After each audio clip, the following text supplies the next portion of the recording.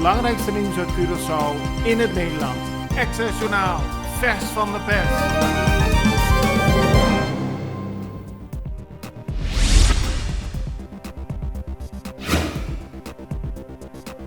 Eduard Braam kan geen minister van Justitie worden.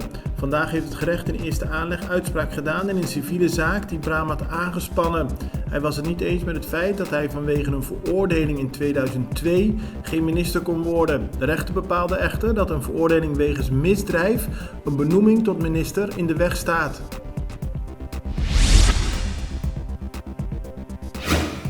In 2021 is er op Curaçao voor 100 miljoen gulden meer aan belastingen geïnd dan in 2020. Het is altijd een speerpunt geweest van minister van Financiën Javier Silvania om te zorgen dat de belastinginkomsten verhoogd worden. Hiervoor zijn in 2021 meer dan 20.000 dwangschriften de deur uitgegaan, zo meldt de Extra vandaag.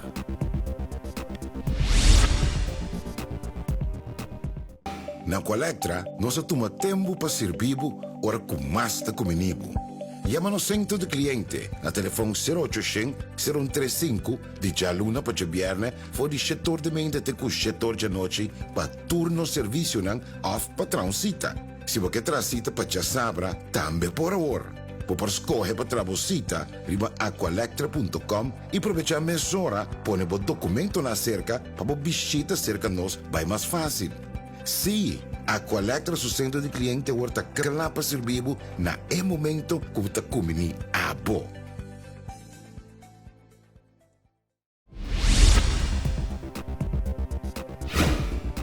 Het is slecht gesteld met de beveiliging tegen cyberaanvallen in de Cariben. Volgens onderzoek van Digicel heeft nog geen 30% van alle bedrijven in de Cariben voldoende gedaan om zich te beschermen tegen cyberaanvallen. Volgens het onderzoek blijkt dat veel bedrijven gehackt kunnen worden of dat onbekenden gebruik kunnen maken van informatie die digitaal bij de bedrijven staat opgeslagen.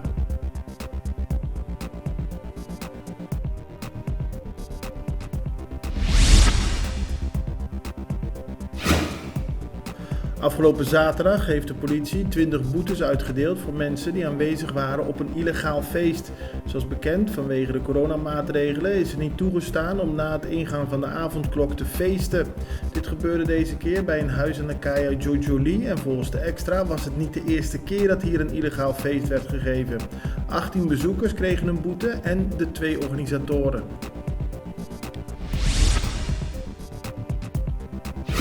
Een opmerkelijk voorval afgelopen weekend bij een huis aan de Montezumaweg. 3 gemaskerde en gewapende mannen kwamen daar 's avonds aan bij een huis met de bedoeling om de bewoners te overvallen.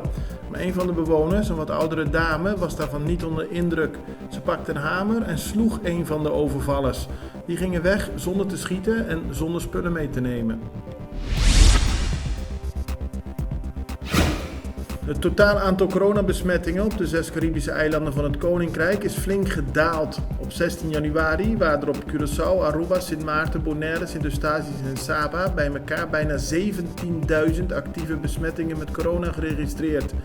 Op 6 februari, gisteren, ging het om nog maar 2100 gevallen. Ook het aantal personen dat met corona is opgenomen in een ziekenhuis is flink gedaald. 2 weken geleden ging het om in totaal 113 patiënten, gisteren om 38 op de 6 verschillende eilanden.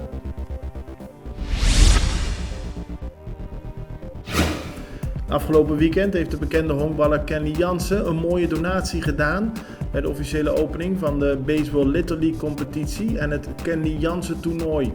Hij heeft een grote hoeveelheid honkballen gedoneerd en daarmee kunnen de honkballers weer vooruit. Tegelijkertijd kreeg Kenley Jansen namens District Administrator Ernie Floran een mooi plakkaat uitgereikt. Het belangrijkste nieuws uit Curaçao in het Nederland. Access Journaal, vers van de pers.